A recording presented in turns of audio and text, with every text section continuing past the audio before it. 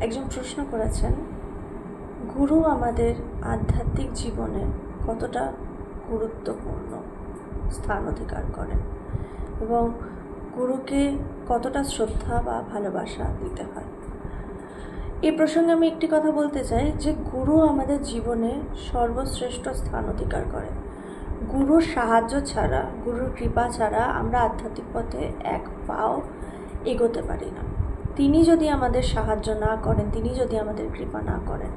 এই প্রসঙ্গে সন্ত কবির দাস খুব সুন্দর একটি দোহা তার আছে, তিনি বলে গেছেন, খুব সুন্দরভাবে তিনি বলছেন কি যে গুরু গোবিন্দ ঘরে কাকো লাগি পায়, বলি হরি যায় গুরুকো যে গোবিন্দে বাতায়।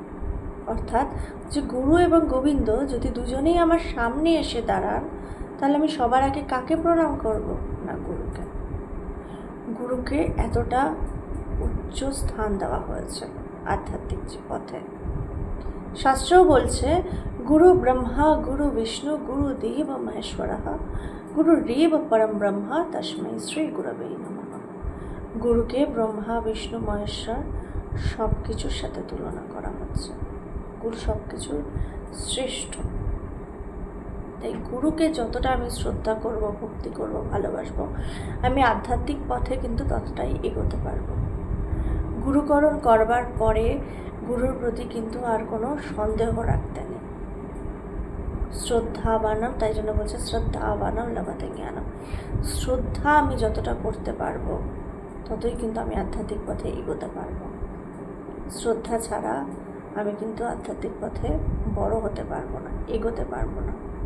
আমি যদি ঈশ্বর দর্শন বা ঈশ্বর উপলব্ধিও করতে চাই, সবার আগের উদ্দেশ্য হচ্ছে গুরুকে শ্রদ্ধা করা। গুরুই আমাদেরকে সেই জায়গায় পৌঁছে দিতে পারে। তাই গুরু আমাদের প্রত্যেকের জীবনে বিশেষ স্থান অধিকার করে রাখেন। তাই গুরুকে শ্রদ্ধা, ভক্তি, ভালোবাসা সাথে সাথে গুরুর প্রতি যদি আমি সমর্পণ ভাব রাখতে পারি, তাহলে তিনি আমাদেরকে উজাড় করে দেন। গুরু যদি একবার শিষ্যের হাত ধরেন, তাহলে সেই শিষ্যের আর কোনো ভয় থাকে না। তিনি ঠিক সেই ভবসাগর পার করিয়ে দেন। তিনি সেই মাঝিটির মতো, তুমি যদি বিশ্বাস করে সেই নৌকায় বসো, তার নৌকায় বসো, তিনি তোমাকে নদীর ওপারে নিয়ে যাবেনই যাবেন। তুমি শুধু ভরসা রাখো। গুরু কিন্তু সেই মাঝিটি, যিনি আমাদেরকে এপার থেকে ওপারে নিয়ে যান। তাই গুরুর প্রতি শ্রদ্ধা, ভালোবাসা সর্বোপরি রাখতে হবে। গুরুকে আমি যতটা শ্রদ্ধা ভক্তি করব, আমি তত আধ্যাত্মিক পথে উন্নতি করতে পারব। জয় ভগবান।